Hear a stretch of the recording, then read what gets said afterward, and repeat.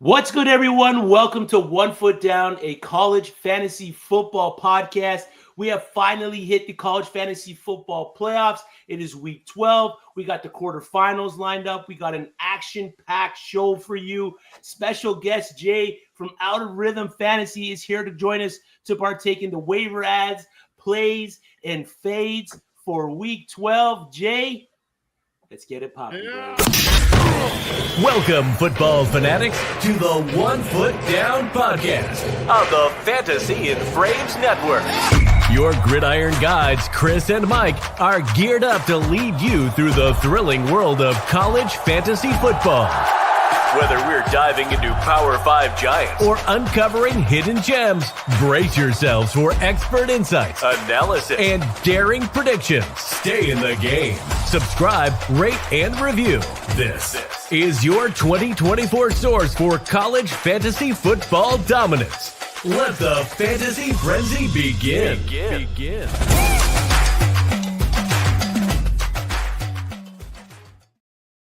Week 12 is here. Like I mentioned at the top of the show, we got a very, very jam-packed episode. Special guest Jay from Out of Rhythm Fantasy joining us on the show. He's going to take part across the whole episode. We're going to talk waiver ads for this important week. We're going to talk buys. We're going to talk plays and fades, getting you ready to cross that finish line. We got 3 weeks left to go down the home stretch. Jay, thanks for joining One Foot Down, brother. How are you doing? How has your college fantasy football season been for you so far, man? Yeah. I can't start the show without having some LA night up in there, man. No, I'm actually great. You guys didn't see my little tag here last weekend or last Monday. I actually showed my ranking or my record is. I struggled in one of our leagues. I'm 10-0, and in one of the other ones now. 10-0. Yeah, I know. It's crazy to think about that. I'm like I don't know, maybe it's some of the guys that weren't maybe paying attention, but it's mostly coming down to actually hitting the waivers, getting guys that are popping at the right time to actually get out there. So, it's picking up guys right when they're popping. It's actually perfect. I know we're going to talk about one guy from Boise State, but that's just no brainer. Come on now. Everybody's talking about that one guy from Boise State. Latrell Caples has been terrific in that wide receiver room. Is that not the guy we're talking about? We're not talking about Latrell Caples from Boise State. I don't know. Are we talking about it? Oh man. But first off, before we hop into the rest of the show, thank you for your support. Seeing you in the comments, interacting with us has been terrific, Jamie. We appreciate you, man. And by all means, plug what you got going on when you and Eli are streaming.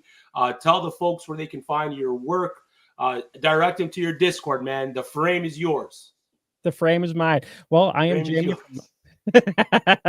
Hey, it's actually coincidence, Yes.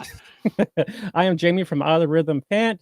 You can catch me at my handles up there on the screen. Yes, you can catch our show is actually on Wednesday nights, 7 p.m. Central Time, because we're in the Dakotas, just below Mike. Mike, please don't send any snow down here yet, please. I hope so. But I actually put out a top 4 waivers. I think I did put our Discord link in our side of it, that I got it linked, so you guys can go and check that out. So it should be in our side for the description. So if you want to check out our Discord, it's a little slow, but I'm hoping to grow it more, try to get more people involved in the college stuff, and then I actually put out a top 9. So I actually give you kickers, defenses, and a tight end with the rest of the other top 4 guys. I add a few other guys in there. So all that's on the Discord and my X2 as well. So you can always get that information right there. Yeah, absolutely. Make sure you are following Out of Rhythm Fantasy. You go over to their YouTube, you subscribe. They're dropping knowledge for you, getting you ready to take home some championships. We got Justin Nottingham in the chat. Let's do this, boys. Can't believe we are already at playoff time. You and I both, man, there's 3 short weeks left for the college fantasy football season in most leagues. Some leagues, they might even extend. I believe even some leagues dive into bowl season as well. So if your league does that, Make sure that you're following Out of Rhythm Fantasy and Jamie and Eli getting you ready for those matchups. Pete Nova says, Jamie, yeah, got some fans. Got some fans in the chat. Oh yeah, I mean Pete's been great. I mean I have kind of grown to we conversate back and forth, and we connected here and there. I give the face up guys some love here and there, and Pete's been here each time we pop in. He wants to learn a little bit more about college. Hey, so if you guys want to learn about college, follow these guys. I love these guys. I jump in every freaking Monday. I'm always up in the comments. I always giving these guys a little crap because I think Chris likes looking always chirping my waiver ads. Always chirping my waiver ads. Yeah, but for me, I guess it's a good platform for especially you guys and us to actually jump in, kind of get our feet wet with the college stuff and actually grow the sport, because it's actually get more people, get more eyes on the sport for us to grow the because I actually came across one other guy. He's like, I didn't know college fantasy was a thing. I'm like, dude, you're missing out, man. Yeah, and it's very customizable. You don't have to go 134 schools. You can break it down to SEC, Power 4 schools. You can really customize it to how you want to dip your toes into the college fantasy football landscape. Before we jump into the Week 11 top performers, we got to bring in Mike Haas, the co-host at 1 Foot Down. Mike, I mean, we had you on here last week with your poses. You were stuck. But we are glad you are live action back in the frame this week. How was your regular season, man? You making it into much playoffs? Decent, pretty good. I would say, well, minus all the best balls. So I'm only in 8 or 9 leagues, 8 or 10 leagues. I don't even know. 8 or 9, 8 or 10, 12 or 11, 15 or 60. Yeah, I'm wondering if you and I are facing off this week. I think we might be facing off in the. I think there's one league we got a tilt going. Might be. Yeah. And last week, I think we played each other a couple times. But I think I'm in 7 of 8 playoffs. That's not bad. Yeah. But, on the weekend, I was watching some games Saturday night. Those were good games. Or, well, entertaining games fantasy-wise. A couple of them were blowouts, but entertaining fantasy-wise. We'll talk Shadur later. You have a question in here. Do we have to talk about Shadur? Not long. He's the talk of the town, Jamie. He's the talk of the town right now. That whole Colorado team, that Colorado-Texas Tech game was fun to watch, right? Until Texas Tech just shot themselves in the foot and couldn't produce what Colorado was able to produce offensively. So that was a fun game. Yeah. The Alabama game, just watching Alabama just handle LSU was fun to watch. Georgia game, another fun game to watch. Across the board, it was great football, and we are looking forward to Week 12 and some more fun matchups. Before we do that, though, let's give some of the Week 11 top performers their flowers, Jamie. Week 11 top performing quarterback, Jalen Milroe out of Alabama, 12 completions, 109 passing yards, 0 passing TDs. So you're looking at that, probably thinking, how was Jalen Milroe the QB1, the overall QB1 last week? Well, 12 rush attempts, 185 rush yards, 4 rushing TDs, 46.86 fantasy points. Struggled over the last 2 games before this one against Tennessee and Mizzou. Against LSU, though, 2023, 20 carries, 155 rush yards, 4 touchdowns, 7.75 yards per carry. 2024, 11 carries, 190 yards, 4 touchdowns, 17.3 yards per carry. So he topped what he did in 2023 in 2024 against LSU. 16 rushing touchdowns. Only had 1 game that was against Tennessee where he didn't score with his legs. 5 runs over 10 yards, 4 runs over 15 yards with a 72-yard touchdown run for his 4th touchdown against LSU this past week. QB3 in fantasy points per game, Jamie, averaging 31.84 fantasy points per outing. Milroe has the size. He has the arm strength. He has the speed. He has the athleticism. He has all the tools plus the toolbox, more than what made Anthony Richardson a top 3 NFL draft pick just a couple years ago. Jay, where does Milroe fall in the rookie QB class for you going into next year? I mean, this is kind of a small. I mean, I kind of did some small ranking. It started my rough draft on these, so these might change. But right now, I actually got Cameron Moore for my first guy, and then Milroe for the second guy, because I was actually trying to dig into like, okay, who's the dual threat kind of guys, and right now, actually, there's only one guy, and that is Milroe. I haven't really seen, a few other guys right now that really are standing out at the moment here, because I have like, all right, I have to dig here real quick, so. I mean, yeah, with the 16 touchdowns, I mean, it's great. But the guys who's actually been a little bit more than hit, we got, Bryson Daly, and we got, Blake from, the Army and Navy teams over there. But those guys are kind of like your gadget guys, but I don't think they'll probably return in here this next year anyway. I don't think I think Blake can come out. I think he can come out. But I would probably take Milroe over him. Yeah. So, but the only thing downside is that I think Milroe, if he does go back, because he's a junior, he might need a little work though. But even though he's got some good upside to him, but he's with not having a good Lamar, like I guess we can say Lamar dual threat kind of guy coming up. Milroe is only that guy there. Yeah. So he's less of a project than Anthony Richardson was coming into the NFL. Like he's a little bit more polished. Yeah. I have to agree with that. With Blake and Daly, they're kind of more your Tyson Hill kind of gadget players. Maybe you throw a touchdown here or there. So those are those kind of a prime example of those two guys where Milroe is actually your full around can do it all kind of quarterback. Yep. Mike, you where do you got Milroe in the QB class heading into next season? As you know, I like Milroe, but I do think Shadur. I think it's Cam Ward, then Shadur, then Milroe. But I have Carson Beck falling off the map. I'm disappointed in Beck. Georgia has Carson Beck falling off the map, not just you, brother. So I'm like, I'm a little concerned about that. I mean, I don't know. Like maybe he's just worried about nil deals, or maybe he's got a lot of dates on the go, or maybe like who knows? I don't know. Yeah. Maybe he's but he looks lost. So he, which is unfortunate. Not to say he can't get that back, but they kind of surprising. I watched some of that game. I picked them, and they did not look good. Ole Miss had their way. Like, yeah. Now I know Ole Miss's defense. They stacked up on D, so it was their biggest recruiting effort was defensive pass rush, and wow, did it show! They had. So I actually got back at 9th in my rankings right now for kind of my rough draft, and I actually got Kyle McCord over back and Alar from Penn State, and I got Gabriel just ahead of McCord.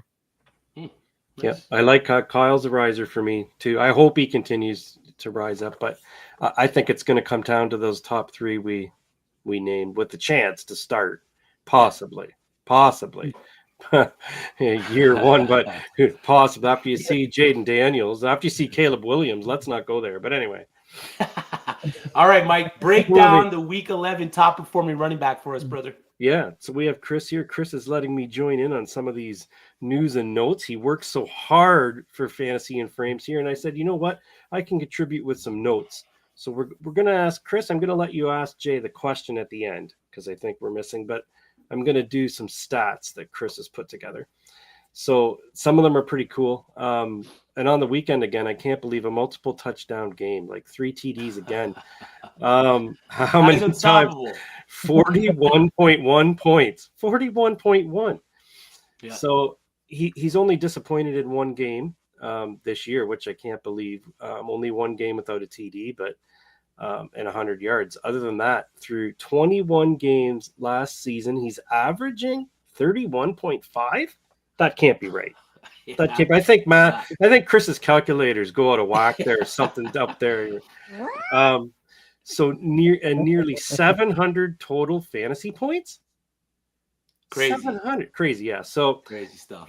and interesting, he hasn't been involved in the passing game as much this year, which would be amazing. He'd be like CMC in college if he was doing that. He'd be But double. I mean, it'd be unbelievable. So through 9 games, this year he's only got 24 targets, 16 receptions. Last year, 41 and 38, and 5 TDs last year also through the air. So interestingly, that could be a major upside as we come into this stretch. If the games get kind of different, will they stick to their play calling or not? So that'll be interesting to see. But he has Wyoming, Oregon State, San Jose State University coming up. He's obviously plug and play. And plug and play times 2. He can make up for, interestingly enough, some of the blunders you make, I've noticed, or an injury here and there. If you want to play a guy, if you're in a large league, you got to play him. Put him in. I feel bad taking Ashton Jeanty out when he's on his bye week. Like, I just feel guilty. He's on a bye. I feel guilty taking him out of my lineup. So he could probably carry you that week, yeah. Let alone when he's playing. I mean, there he is. What's good? What? So we have a little question here where Chris wanted to ask Jay a question. Why I had a little bit of NFL feel in there here and there is because this question just might have that. Chris, go ahead and ask Jay this question. Yeah, because you guys at Out of Rhythm Fantasy tend to do both NFL and CFF. Jumping into CFF this year, love to see it. Yep. I wanted to see dynasty-wise where you kind of had Jeanty value. So I'm going to give you some players, and I want you to just quickly tell me who would you rather have, right? Easy breezy. Ashton Jeanty or Josh Jacobs? Josh Jacobs. All right. Well, I mean, right now, Jeanty is number 1 in the fantasy world of college. Jacobs 19th overall with 130. Both of these guys are pretty similar, honestly. I mean, the only downfall with Jacob is he's a little bit older, 26. Jeanty is a little bit younger. For my aspects, for me, it's going to come down to where Jeanty's going to land. Maybe Dallas, because Dallas looked very horrible this last weekend. We need a running back. So, I mean, I would, if it had to come to like a startup dynasty or, just dynasty in general, I would probably stick with Josh Jacobs in this aspect. I mean, I do like Jeanty, but, with the Packers, what they got going on, I mean, I'd probably stick with Jacobs right now at the moment. It's just that they're both similar because they both cowbell backs, and they only got maybe 1 or 2 touchdowns on the season, so they're pretty similar. I'll stick with the production with Jacobs right now. All right, Ashton Jeanty or Joe Mixon? See, that was a tough one for me because I actually had to do a little bit more digging, and unfortunately, I'm actually to go with Mixon here. He's 7th overall, 28 years old, and we get a couple more years out of him. So here's the kicker. So we haven't really seen a lot what he was doing with Cincinnati. Maybe a 100-yard game, 150-yard game here and there, but when he actually hit up with the Texans here, way different story here. He's actually had back-to-back 100-yard games. So I'm like, this is a first for him to actually kind of be on the same level as Jeanty. But the only downside is Mixon's 28 years old. Maybe a couple more years of him, hopefully as long as he stays healthy with the Texans. But if it was a startup, I would probably go with Joe Mixon. And if you're doing a separate rookie mock or rookie draft, I would probably lean in Jeanty, but I would probably go Mixon here. But there might be a Jeanty favor in here in one of these questions. Yeah, because essentially it's trading the value of Jeanty being that 101 to 103 pick in your rookie draft. So would you rather have the 101 to 103, or would you rather have Jacobs? Would you rather have the 101 to 103 or Mixon? Would you rather have Ashton Jeanty or Jahmyr Gibbs?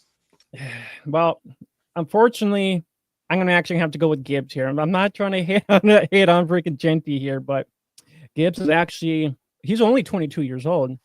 And the upside of Gibbs is he's actually 5th this year in fantasy points. And he actually gives you some receiving, unfortunately, where, Jeanty does not give you a little of that receiving game out of the backfield. He's more your cowbell kind of guy. And that's kind of the downfall for me when it comes between those two guys. Because I mean, if you look at what the Lions have actually done with both, Monty and Gibbs at the same time, that's actually kind of working out right now for having a two-headed monster where both these guys can just blow off for big chunks of yards, which we saw last night with Gibbs and Monty at the same time. So I mean, it's kind of a hard ball there, but if it's a startup dynasty, I still go with Gibbs here because he's in a good landing spot. Right.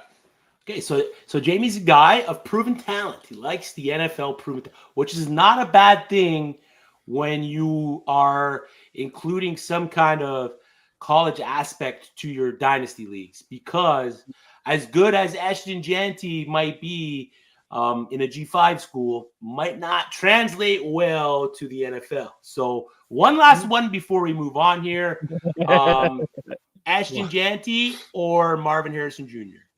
Now this is where I'm going to go with Janty over Marvin Harrison Jr. Okay. I mean, yeah. So I mean, if you're looking for a running back and you kind of got that, I want Janty over. I mean, I drafted Marvin Harrison Jr. in a league, but I'm like, I actually might trade off of him because he's kind of really not really living up to quite, our expectations for where we actually drafted him, especially in like the first or second round where we actually took him. So he's not, compensating us on his value right now. So I might just say bon voyage and maybe get my hands on some McMillan, some Janty, maybe Shador, so I can actually compensate for, kind of that, Harrison Jr. kind of downs, kind of mixed feelings, I guess. I got you. Yeah. All right. Yep. There it is. So the top performing week 11 wide receiver, Kenny Odom from UTEP, 8 receptions, 108 receiving yards, 3 receiving TDs, 32.8 fantasy points. He was started in 9% of Fantrax leagues. He scored 0.2 fantasy points above the next guy, which was Jalen Noel from Iowa State. Odom is a first-timer on this list. UTEP draws a bye this week.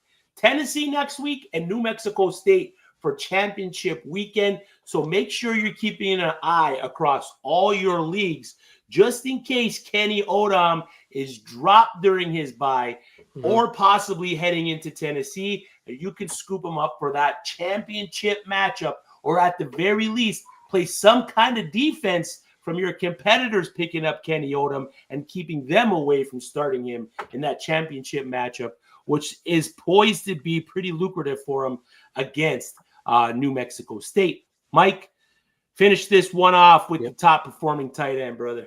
Yep, one of my favorite tight ends of all in college, Tyler Warren from Penn State. And his stat line is relatively interesting from this last week. 8 receptions, 75 yards, but 2 rushing touchdowns? That is interesting. So just play calling there. So that's an anomaly, I think. But 24.2 points, 44 targets over the last 4 games. He's definitely the number 1 receiving target at Penn State. I think they've been having a great year, but if they could add some more flair for some other people, that would help. Nick Singleton's been a good receiver there for them out of the backfield. Yeah, he's out this week, though, I believe. I believe he's out this week. So then, Catron will be plug and play Catron Allen. Let me tell you that. Yeah. So it's interesting. They'll play Purdue, Minnesota, Maryland. It is kind of tough. But now if you're telling me that, he is a go-to guy and he can be a stud. So definitely plug and play Tyler Warren. That's it about tight ends. Yeah. But the question we have that you had in here for the week was they are going to be devastated this year after graduations, seeing them lose. Will they be a top 25 team next year? Is the window this year? Is the window for Penn State this year? Yeah. So, I mean, with the potential of graduations going into next year into the NFL and graduating players, their quarterback, possibly both of their running backs, a couple of tight ends might be dipping out. So it's possible that we could see Penn State fall out of the top 25, like we kind of seen Michigan do this year, where they've kind of taken that hit a little bit. I mean, it's Penn State at the end of the day. It's going to be tough to see, but it's possible. Going back to Janty, Felix Sharp says maybe not this year. Speaking of Gibbs, But Ashton had 46 receptions last year, more than Gibbs had in any single season at Georgia Tech or Bama. Gibbs is definitely the better weapon in the passing game, but Ashton is no slouch. And Mike touched on this briefly when he was talking about Jeanty being the top performer. His pass roll or lack thereof this season has been completely mind-boggling, but yet he's put up more fantasy points without it, which is it's crazy. And like Felix says, he's no slouch. Nope. 41 targets, 38 receptions, 546 receiving yards last season through 9 games. Through 9 games this year, only 93 receiving yards and the 1 receiving touchdown. So there was a shift in offensive philosophy with Ashton Jeanty, which made Boise State kind of just not involve him. Maybe they don't need to involve him that. Maybe it's Madsen being the quarterback, not being as much of a check down guy as the guy before him. So tons of factors as to why Ashton Jeanty is not involved in the passing game this year. But like Felix touched on, man, he is no slouch. No slouch at all. I mean, of course not. That's the thing.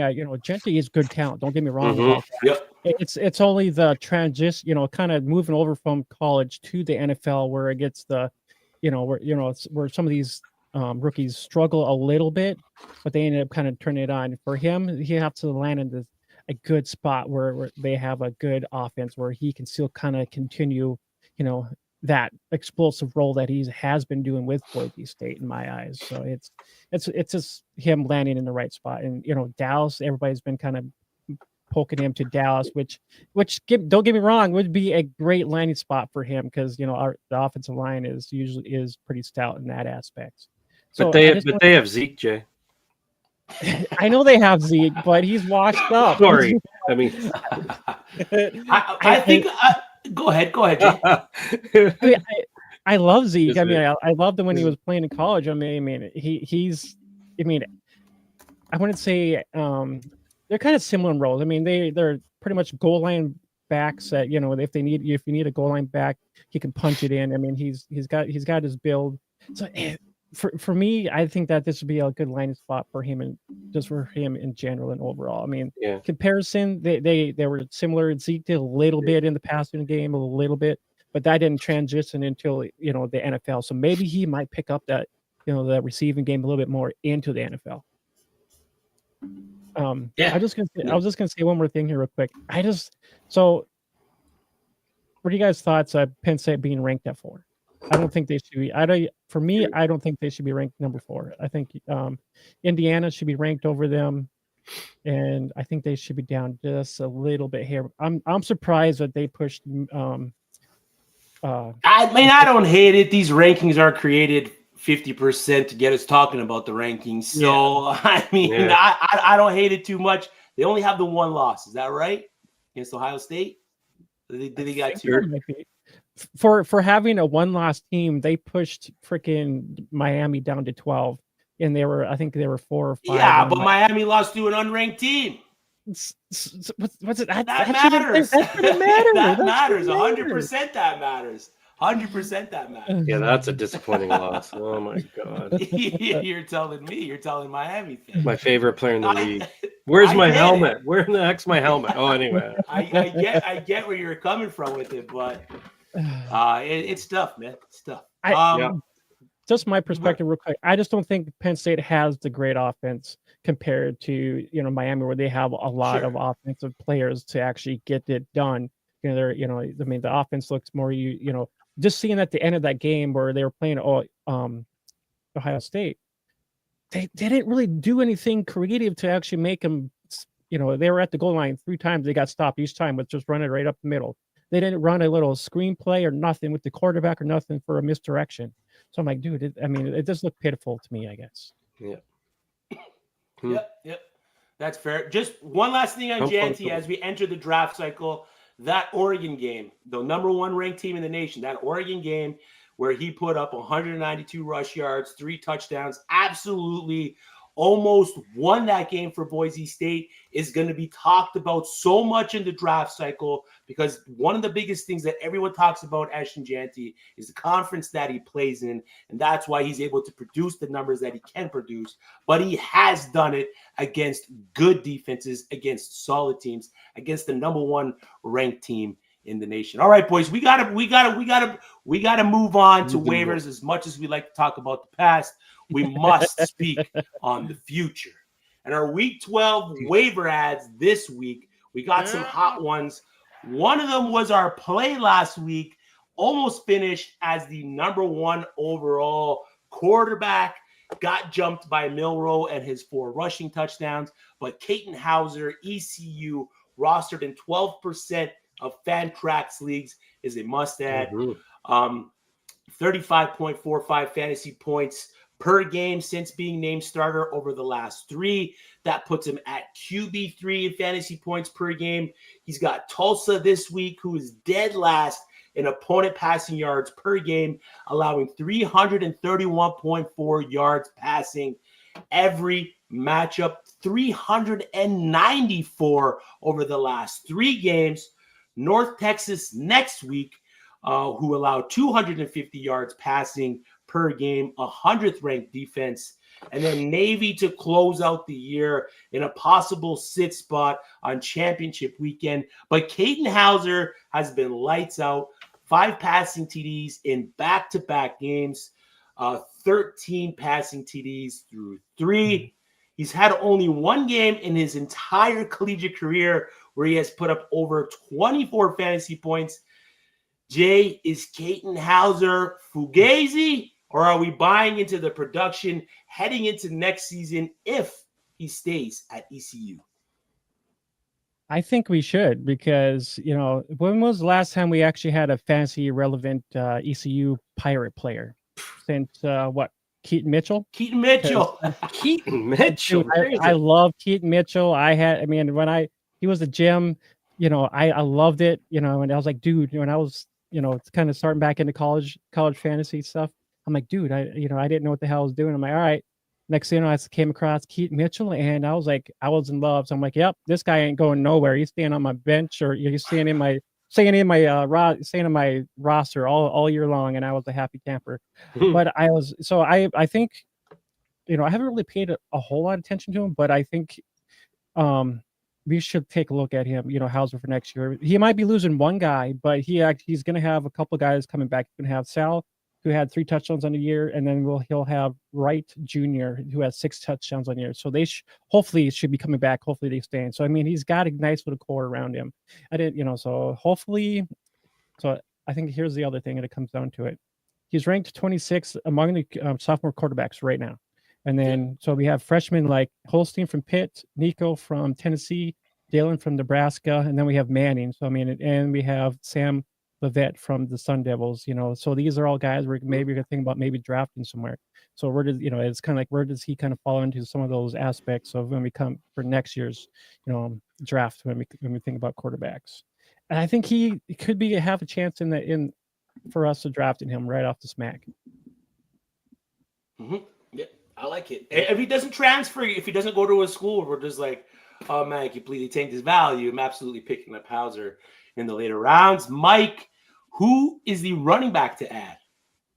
Yeah, this pained me reading these notes all about when we want Dawson Pendergast and we got Bryson Washington. Yeah.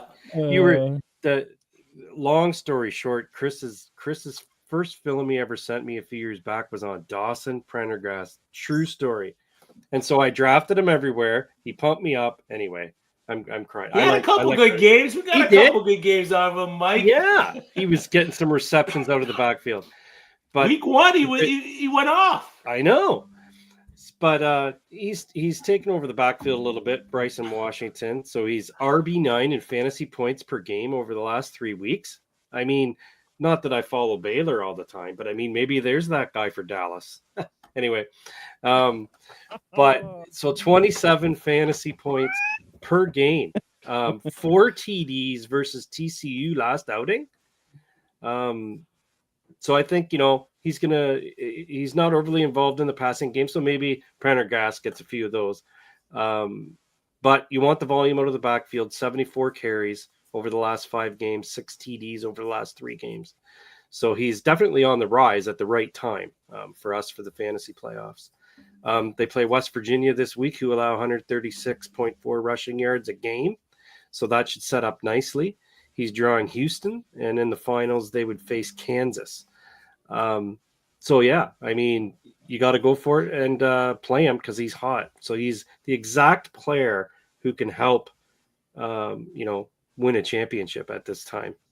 Sneak it due to all the buys that we'll talk about later, all the teams on a buy. Yeah. Yeah, it's chock full of buys. Yeah.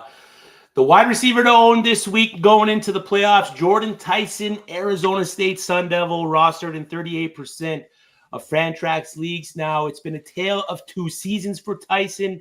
He averaged 8.5 fantasy points per game through his first 4 starts. Over the last 5, though, he's averaging 19.36 fantasy points, which got him at wide receiver 12.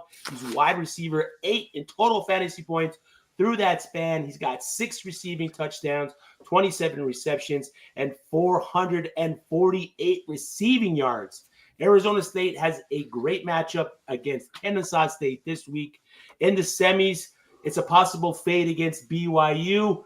Again, another one of those situations where you want to watch to see if one of your league mates drops Jordan Tyson in that semis. You're going to want to scoop him up because in the finals weekend, it's the duel at the desert, Arizona State versus Arizona. So that is why you're going to be picking up Jordan Tyson. Mm-hmm. Jay, just quickly, because we got to move on to plays and fades, brother. I know you have a great Discord. If you are a member of Discord, make sure you run over and you join the Out of Rhythm Fantasy Discord. If you go to their YouTube and subscribe, you will find that Discord in their description of mostly, if not all, their videos. I know you've already dropped your Week 12 waiver ads, brother. Who is your top wide receiver ad? Right now, I actually have a Trent Walker from the Beavers. 10% rostered, 9% started, 15 point. He's got a 15-point average for fantasy, and he's got a nice matchup going on. He's got Air Force, Washington State, and Boise State. I mean, he's got double-digit targets. 6 of the last 9. And the only downfall is he lacks a little bit of touchdowns, but he's more of your boom or bust kind of guy right now. Mm-hmm. Seeing the targets, but just lacking the touchdowns. Yeah, which is what you need. If touchdowns equals fantasy points, targets are nice, but if those targets aren't turning into touchdowns, then they're almost worthless to us. Yes. All right, Mike, who is the tight end ad, brother? Houston Thomas, UTSA, Roadrunners rostered in 9%. 9%, you're telling me. Here we go again with tight ends. Every week, it's a grind. So you have to do, we're trying to find some different tight ends as you give these parameters. We talk about them every week. But this week, he's 13.8 fantasy points per game over the last 4 games. So that's decent heading into the playoffs as well. That's great. Yeah. So I mean, outside of Harold Fanning, we'll take that. Well, I have a Rondé Gadsden who either gets 30 or 0, and I mean he seems to then go 30 then 0. But anyway, so he's had 32 targets over the last 5 games. Only 12 targets the first 4 games. So his arrow is up. So that's good.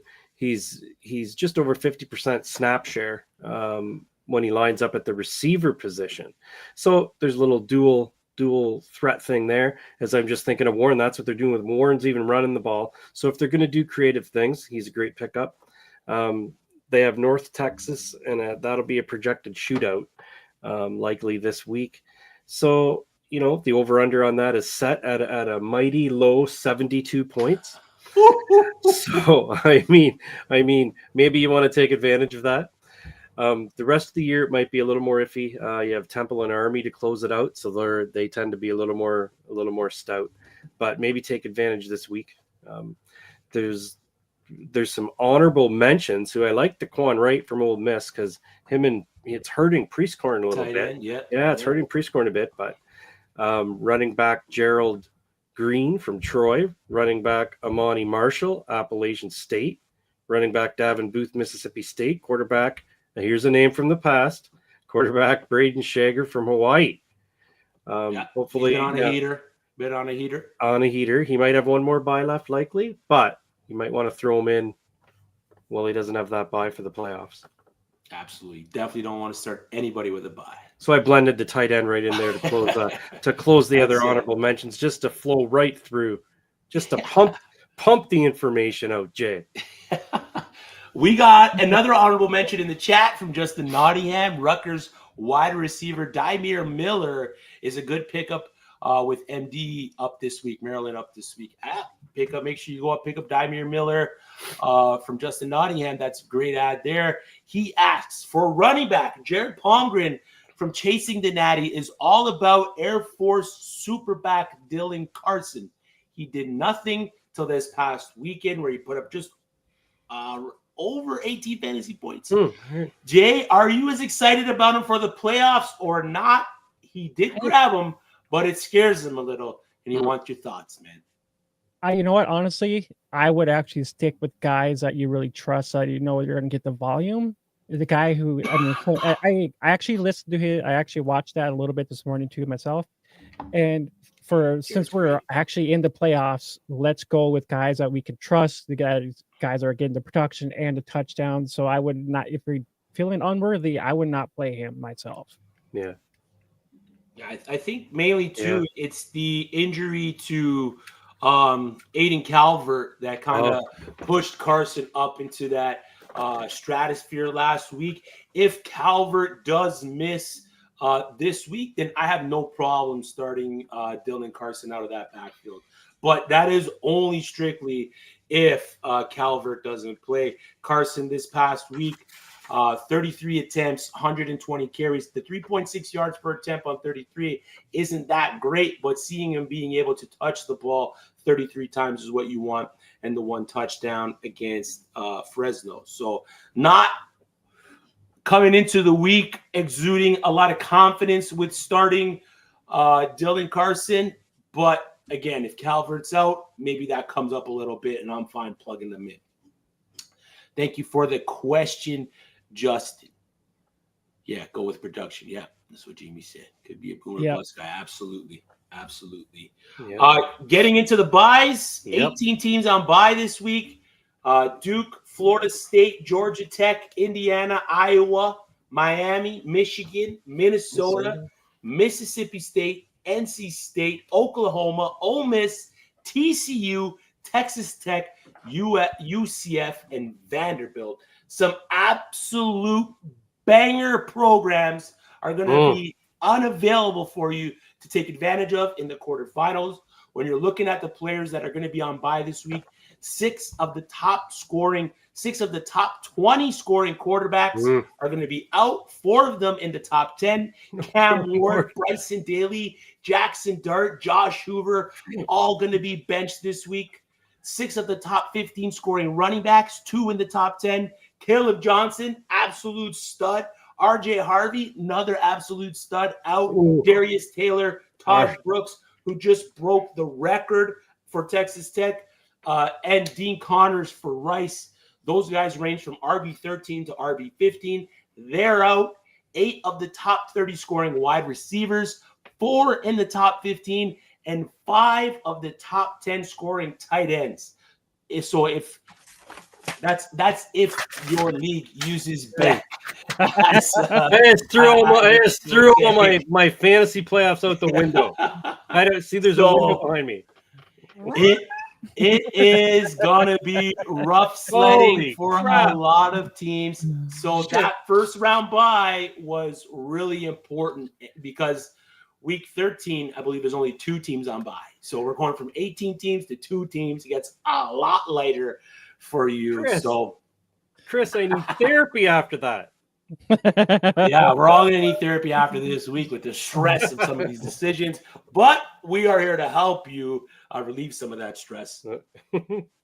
So let's get in to the plays and fades for week 12. I mean, the fades were hard this week because of the amount of talent that is not playing. So we kind of set parameters here with the plays and fades. Our plays, we kind of try to pick QBs outside of the top 35, running backs and wide receivers outside of the top 55, and tight ends outside of the top 20 in scoring. And when it comes to fades, QBs inside the top 35, running backs and wide receivers inside the top 55, and tight ends inside the top 20. And in a week where we have 18 buys and we are loaded with some of the top talent on our bench, it was tough sledding to pick some of these fades to kind of be like, hey, you might want to hesitate starting these guys. So these are spicy meatballs, I call them, yeah, between you two guys.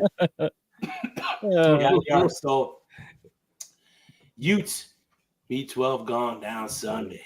There you go, Jimmy DeVergilio. Atta boy. So Jay, our guest from Out of Rhythm Fantasy Sports, make sure you subscribe to Out of Rhythm Fantasy and you follow Out of Rhythm Fan on Twitter. Is going to start us off with our QB play of the week. Why is there running backs here? I thought we're good. It looks like a running back to me. Whoa. Let's fire the producer here. There we go. So the play of the week for me is going to be Sam Levitt from the Sun Devils, 29% rostered, 12% started. He's only a freshman, but we talked about one of their wide receivers that's actually getting hot right now, Tyson. He's had touchdowns in the last couple weeks here. So, I mean, I think he's a good play against K-State, who is actually a bottom 50 team against the pass, which they're kind of ranked 83rd right now. So I think there's going to be some very good opportunities here for them to score some nice touchdowns against K-State, since they are kind of more a running style kind of off team. But, I think this is going to be a good play for most people if you're looking for guys that are out, like Cook Daly, Jackson Dart, and all those other guys that might be out. So I think Sun Devils is a good play for me. Yeah, I like the pick. I like the Sun Devil pick. Great ads going into the week. Like we mentioned, Jordan Tyson at the top for the waiver ads. Why not put his quarterback? Put him in. Yep. 30% rostered. Go get him. Yeah, baby. All right. The QB fade, week 12, and we touched on him a little at the top of the show. The orange, Mike doesn't like the call, but it's Kyle McCord. 3,100 passing yards, 23. Hit me with the prices right, Orange. 23 pass TDs on the year. McCord has been excellent. QB 20 in total fantasy points, QB 18 in fantasy points per game, where he's averaging 24.89 fantasy points per outing. He's been shaky over his last 3 starts, though, averaging just 18.94 fantasy points, which has got him at QB 71. So on the season, he's QB 18 in fantasy points per game. Over the last 3, he's QB 71. 2 of the 3 outings over the last 3, he's put up less than 20 fantasy points. He's no real threat on the ground, so he's not going to accumulate points with his legs. And actually, over the last 4 games, he's cost you fantasy points with negative 67 rush yards. His ADOT has alarmingly gone from 13.9 yards per attempt the first 4 games to 7.22 over the last 5. 16 touchdowns, 5 interceptions over the first 4 games. The last 5 games, 9 touchdowns and 7 interceptions. He draws the Cal Golden Bears this week, 71st ranked pass defense, allowing only 228.3 yards per game. But I know that number isn't great, but on the road, they are the 24th ranked pass defense, 187.3 pass yards per game. Opposing QBs are averaging 16.83 fantasy points against Cal, 14.64 over the last 4 games. So their defense has gotten better over the last few games.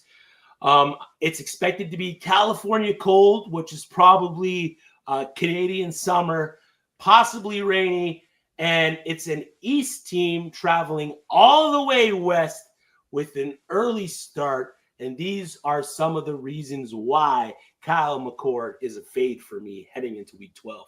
You guys agree? I know you don't, Mike. Well, I kind of think I do. His arrow's been going down a bit. I was riding the wave early and playing him and collecting those points, but now I am a little bit.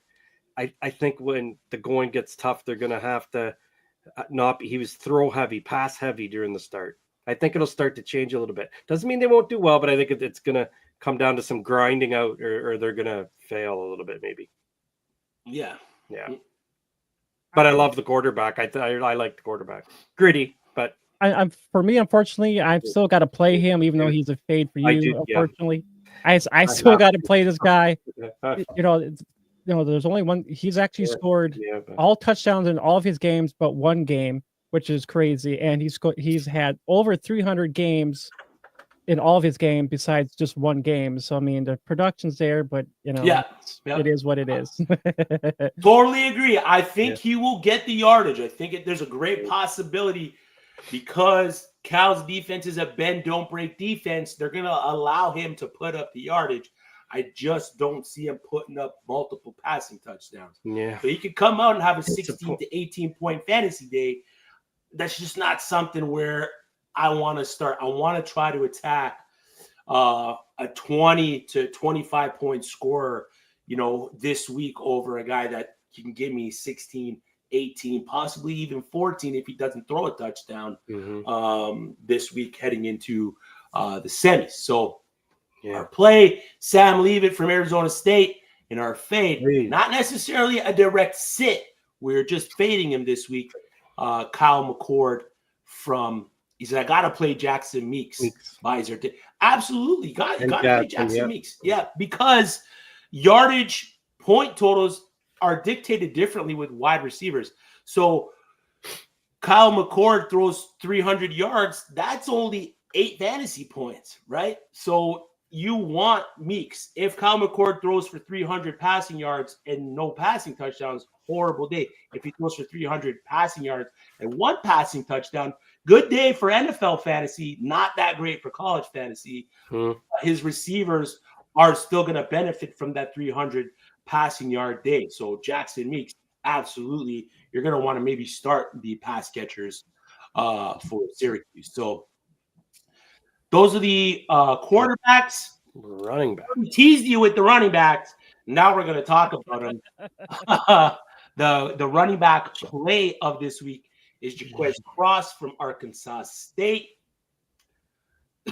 Sorry, still dealing with a little bit of a cold here. Not really involved in Arkansas State's game plan in the first half of the season. The first 5 games, he was barely used, averaged 5.6 attempts per game. His snap share was suboptimal, but silver lining out of every gray cloud that I'm going to paint you on this podcast, he was involved in the Red Wolves pass attack. 17 targets, 11 receptions. If at all Arkansas State decided to involve Cross more out of the backfield, we could have a decent under-the-radar performer on our hands. And guess what, kids? That's exactly what they did over the last 4 weeks. That 5.6 carries went to 13.5 carries per game. 18.2 rushing yards per game, jumped up to 94.25 rushing yards per game. He got his first rushing TD. He went from 4.46 fantasy per game over the first 5 to 16.55 over the last 4, while still being involved in the pass game. 18 targets, 13 receptions. He gets Georgia State this week, a team ranked 124th in opponent rush yards against per game, allowing 214.9 on the season. RBs are averaging 21 fantasy points per game against Georgia State, and that number has gotten even better over the last 4 weeks, which has been 25.8, with the early over-under set at 58.5 total points in this matchup. It is a great spot for Jaquez Cross to put up fantasy points for your quarterfinal matchups. Do any of you guys own or question rostering or even starting Jaquez Cross? Yep, my own Cross. I had to start him this last weekend. Yep. I have no shares No. of him, unfortunately. Or fortunately, because at the start of the year, he was horrible. Yeah, he was supposed to be. He was supposed to begin a little hotter than he did. Yeah. But, yeah, it looks like the last couple of games in October, he hit for 22 and 33 fantasy points. So maybe guy had not on my radar. It's for me. I guess when I look at guys, I kind of look at productions and I kind of look at, okay, well, they really haven't really performed all too well, but maybe if an injury happens, then they can succeed in that area. Yeah. Yeah, it's really the change in philosophy in the offense with Jaquez Cross that's kind of led to that fantasy boom for him over the past couple weeks. Like I mentioned, them using him more out of the backfield, him being more involved in the snap share has led to this production. Yeah. And it's the matchup that's really dictating the play for me this week. So Jaquez Cross is the RB play, Jamie. You got a stud right there as the fade. I gotta hear one. There's a misprint going on here. A misprint? I don't think so. I don't think so. In my eyes, we got a garbage goober. Get out here and eat this garbage. Yeah, So my fade is actually gonna be Quinton Judkins from Ohio State. Ohio State just got way too much going on. They got too much, they got way too many wide receivers. They have a really two-headed monster. They have Henderson there. It's where, I think if Henderson was the main guy, it would be totally different. I think he should have stayed, not transferred, because it really has limited his production from what he did last year. And from what I'm seeing, he's not really doing a whole lot in a lot of these games. They're a couple plays, they're changing everybody, they're maybe one or two plays, and swapping out. So, his fantasy value really hasn't really succeeded in what we really wanted to. For me, I would not play him, just the fact that, Northwestern they're only letting like 108 yards to the rushing side of their defense, the defense, sorry, but they're 53rd overall. So I don't think he's really going to be doing a whole lot against Northwestern, just because they have a two-headed monster, and I just don't think he's really going to score any touchdowns. There you go. So it's the touchdown deficit that makes you a little hesitant in starting Quinton Judkins this week. Northwestern's no slouch either. They had pretty good defense there. And Ohio State's loaded. Mike, are you sitting Quinton? No. It's tough. It's a fade, though. So I agree with this. With all those teams, it's a fade. It might not be a sit. You might want to move them to flex spot, this and that. There's many things you could do with them, yeah. But it is the two-headed monster thing. Yeah. I don't know what Ohio State is this year, so I haven't even. Future natty champs. So at Egbuka 1 week, amazing. Next week, nothing. Just like when I was saying Gatson before, there seems to be a lot of that across college this year. Not as consistent of performers everywhere. Like we could name, but not really. There's no the go-to guy. That's Gianti. We keep talking about and Omarion Hampton has now come around for him. Sure. But he started slow. Anyway, that's off on a tangent. But there hasn't been that flat line of like we can go with those guys. And then think about it. Ollie Gordon, look what we thought he was going to do. Yeah.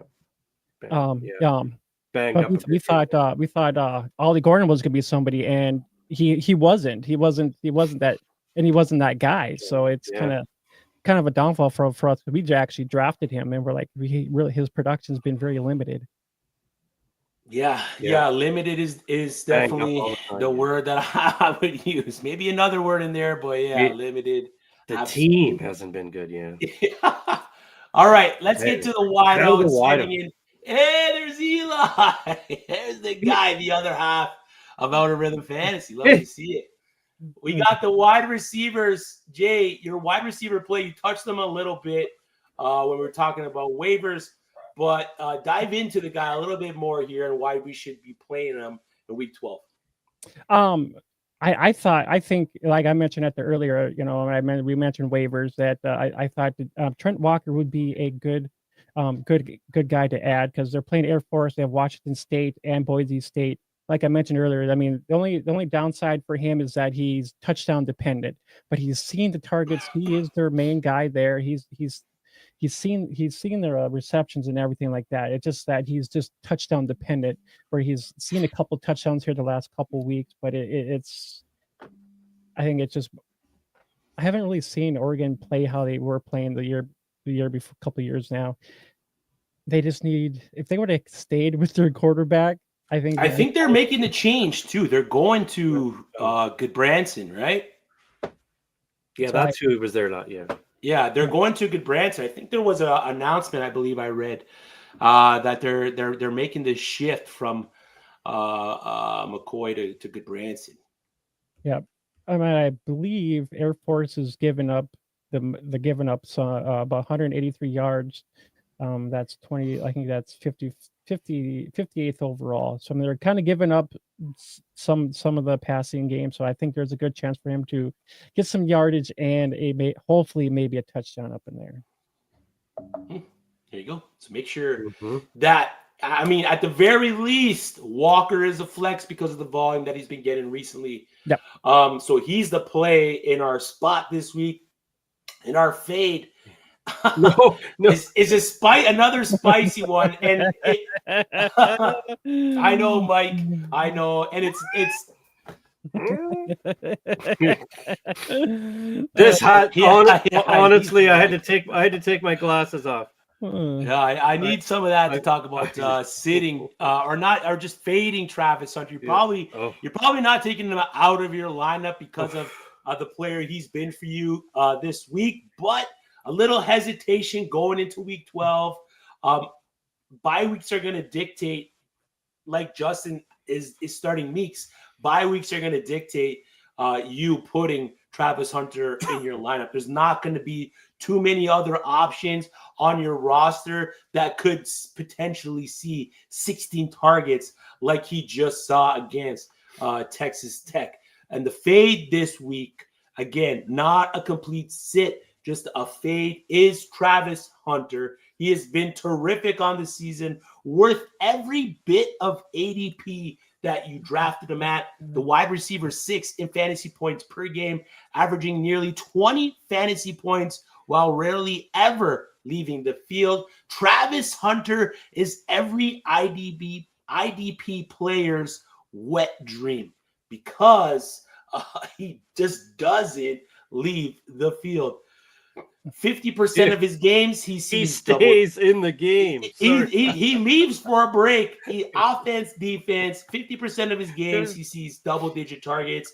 I believe 50% of his games, he's put up over 100 yards. I mentioned 16 targets just last week against Texas Tech. The fade comes from the matchup, as matchup proof as Hunter seems to be. He has struggled in 2 matchups this year against decent defenses. And Utah, which is who Colorado plays this week, is a decent defense. Wide receivers on the year have only scored 8 touchdowns against the Utes through 9 games. No wide receiver has put up over 100 receiving yards against Utah on the year. Utah has held opposing offenses to just 188 passing yards on the season, which doesn't bode well for Hunter's production. The Utes also hold opposing offenses to a 50% completion percentage on the season. Now, Travis Hunter himself is a 70% completion quarterback. So if Utah, kind of choose into that completion percentage, this is not going to bode well for Travis Hunter's production on the week. So it's with that possibility of, yes, Travis Hunter could see 16 targets, but I'm projecting them to be lower quality targets. They use them all over the field. They use him on screens, end arounds, down the field, in the middle of the field. He truly is the Taysom Hills of Taysom Hills. He's the do-it-all player that is on the field. I know Mike cringe a little bit with Taysom that Hill, come on. No. Excuse me, I just But threw only up a little because he's bit a in my Swiss mouth. I no literally, other reason, only because he is the Swiss Army knife. I just got some reflux. The do-it-all player. He's much better than Taysom Hill, don't get me wrong, but only his role in the offense is what I'm trying to get at. So that's really the only reason why Travis Hunter is a fade. You're absolutely 100% plugging him into your lineup this week, but be wary. Don't lean on him. There is a great possibility that Travis Hunter throws up a dud this weekend against Utah. And there's a great possibility that he ends up being a top 5 producing wide receiver because of the player that he is. We'll have to see because, BYU got shut down pretty hardcore here this last weekend, and I was watching that game, and I'm like, how in the hell did they win that game? No, I agree. The Utah defense has been stout against opponent passing games. So, but again, Colorado has been great offensively. You give Shedeur Sanders time, he's going to get the ball to his receivers. You give Travis Hunter space, he's most likely going to find the end zone. So it's just a matter of his targets not being quality targets. So we have one last position we're going to dive into before we get out of here, and that is the tight ends. We got two handsome fellas up on the graphic this week. Our play that looks like Chris from high school. Yeah. I wish I had flow like Luke Haas. Luke Haas from Arkansas versus Texas is the play this week. In a week where some of the better options will be sitting on your bench and be on a bye. Haas might give you that floor that you are looking for at the position. 3 touchdowns over the last 2 games, 9 targets, 9 receptions as well over those last 2, where he's put up 36 fantasy points. The number 1 rated tight end according to PFF on week 10. It's a bit of a shaky play versus the Longhorns, but if anything at all, Texas and Arkansas will make it a shootout. Current point total is set at 55.5 points. So not much analysis going into this one, other than Luke Haas has the possibility to give you that floor if you are out some of these bigger name tight ends that are on bye. And because of his most recent production, he is a play for me at the position because let's face it, the position just hasn't been very sexy this year. No sexy. Not at all. But no. Luke Haas is going to bring sexy back this week. He's got a great name, that guy. Great last name. He doesn't spell it right, though. All right. One more, Jamie. Give us our fade, man. Well, it's going to be Mason Taylor from the LSU Bengal Tigers. And just totally fade this guy. He's only seeing 11% of target share, lacks touchdowns, only had 2 on the season. I mean, he's seeing 6 targets a game, but just eek, So I'm just like, Florida's given up. They're actually giving up 234 yards. But he's got Vandy and Oklahoma too. So I mean, a lot of these teams are kind of giving up some yardage, but I just don't really see him having the production. And I think he's going to lose you your championship because he's the lack of touchdowns. There it is. So the volume's good, lack of touchdowns, bad. Yes, very bad. So let's just recap what we got going on here for our plays and fades. Week 12 quarterfinals for most college fantasy football leagues. Our play from Jamie from Out of Rhythm Fantasy, Sam Leavitt from ASU. The fade, Kyle McCord. Running back, the play, Jaquez Cross from Arkansas State. The fade, Quinshawn Judkins. Again, the fades aren't complete sits, just players you should be a little bit hesitant on or a lot bit hesitant on. The wide receiver play, Trent Walker from the Oregon State Beavers. The fade, Travis Hunter from Colorado. And the play at tight end, Luke Haas. And the fade, Mason Taylor from LSU. Fellas, great show. Jamie, we appreciate you coming on and chopping it up with us for quarterfinals week. A very, very important week for college fantasy football players. And we are very, we were very, very excited when you said you'd come on and help some of the viewers and listeners obtain some of those trophies, man. Yep. So we thank you. Thank you very much for your time. Thanks, Jay. Yes, I appreciate you guys letting me jump on the show. I loved what you guys got going on here. Give you a little rash, Chris. Mike, I haven't really got you down yet, but you're just a quiet guy. Chris, on the other hand, he's just a little bit more guy you can poke fun at. Yeah, he's I'm on in more years. I'm later on in years. I've softened up, I tell Chris, in my old age. I think like that a ripe does happen. cheese. I'm still caught on Chris's comment about wet dreams. I'm going, what the hell? We're going to talk about wet dreams. Travis Hunter will do that to you. We got one last question in the chat from Justin Nottingham. NIU running back Telly Johnson worth an ad. What do you guys think?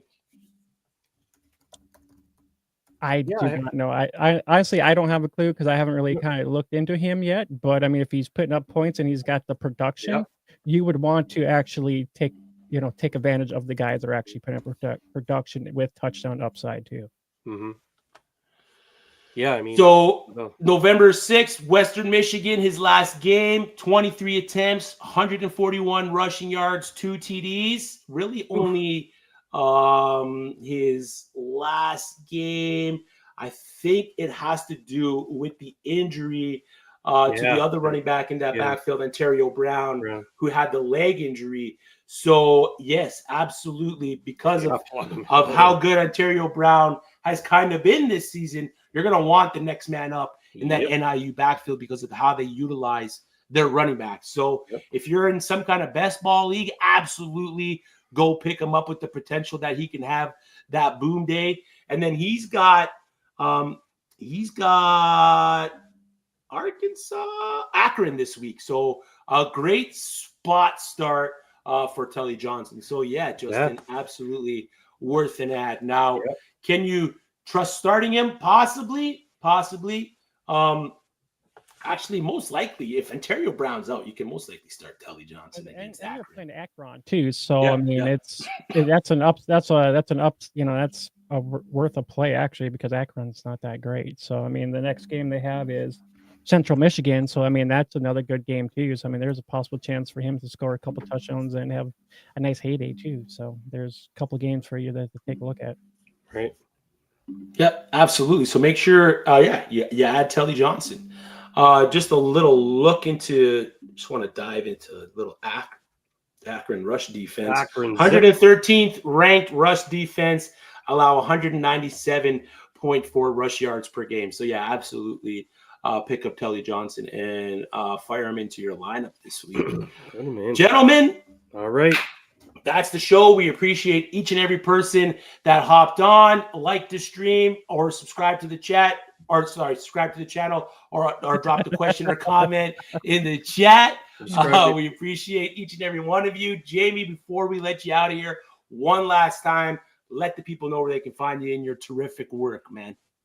Find me at Twitter. On Twitter at Outer Rhythm Fantasy or at Outer Rhythm Fan. You can subscribe to our YouTube channel and our audio too on Spotify and Apple Play as well. And then, and we stream every Wednesday about 7:00. So you can catch us there. We pretty much give you some duds and we give out blacklists, and we give you quite a agenda of stuff. We actually give you little props too as well. I don't know what he's doing back there, but anyways, we give you guys a lot. This guy, he's trying to be like me. All right, guys. But yeah, give me a follow at Outer Rhythm Fan. You got it. So go ahead, Mike. You got something? Well, Jay's reminding me a little bit of Taylor Swift's song "Welcome to New York," and just throw the glasses now, like into this. Have you seen that video? No, she's in Toronto this week.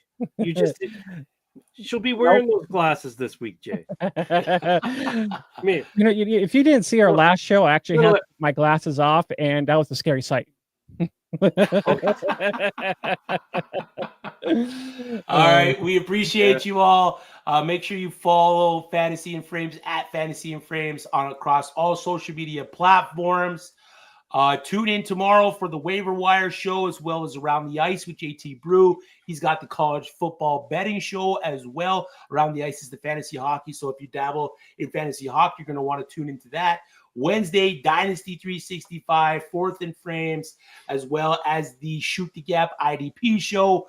Moving into Thursday with the Fantasy Football Weekly show. And then Sunday, we are getting you ready for all of your NFL fantasy matchups.